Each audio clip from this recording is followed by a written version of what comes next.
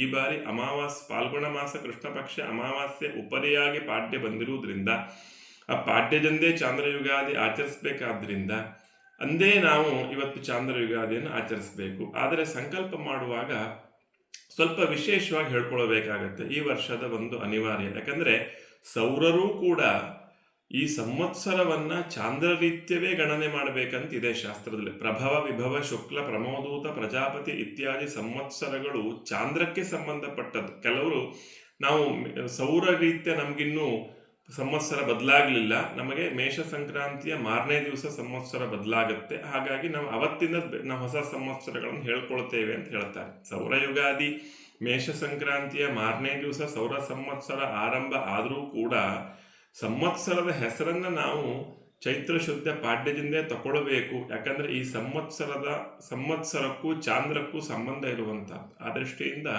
ಈ ಬಾರಿ ವಿಶೇಷವಾಗಿ ಹೇಳ್ಕೊಳ್ಬೇಕಾಗುತ್ತೆ. ಶ್ರೀ ವಿಶ್ವಾವಸುನಾಮ ಸಂವತ್ಸರಸ್ಯ ಉತ್ತರಾಯಣೆ ಶಿಶಿರ ಋತೂಪರಿ ಶ್ರೀಮತ್ ಪರಾಭವ ನಾಮ ಸಂವತ್ಸರಸ್ಯ ಉತ್ತರಾಯಣೆ ವಸಂತ ಋತೌ ಪಾಲ್ಗುಣ ಮಾಸ ಕೃಷ್ಣ ಪಕ್ಷೋಪರಿ ಚೈತ್ರ ಮಾಸ ಶುಕ್ಲ ಪಕ್ಷೆ ಅಮಾವಾಸ್ಯೋಪರಿ ಪ್ರತಿಪದ್ಯಾಂ ಗುರುವಾಸರೆ ಎಂಬುದಾಗಿ ಈ ಬಾರಿ ಸ್ವಲ್ಪ ವಿಶೇಷವಾದಂತಹ ಸಂಕಲ್ಪವನ್ನು ಯುಗಾದಿ ದಿವಸ ಮಾಡಬೇಕಾಗತ್ತೆ. ಅಂತಹ ಚಾಂದ್ರ ಯುಗಾದಿಯನ್ನ ನಾವು ನೀವೆಲ್ಲರೂ ಕೂಡ ಆಚರಿಸಿ ಕೃತಾರ್ಥರಾಗೋಣ ಎಂಬುದಾಗಿ ಹೇಳ್ತಾ ನನ್ನ ಮಾತನ್ನು ಮುಗಿಸ್ತೇನೆ.